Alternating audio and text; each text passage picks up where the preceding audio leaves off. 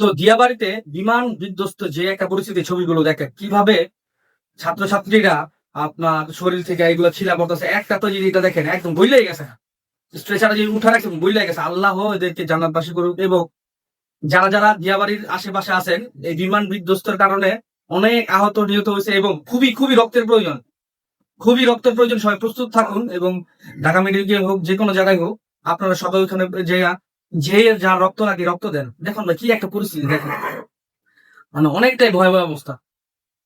মানুষ মানে আগুনে পোড়া যে একটা কষ্টকর, এটা বোঝানো অনেক কষ্টের আর কি।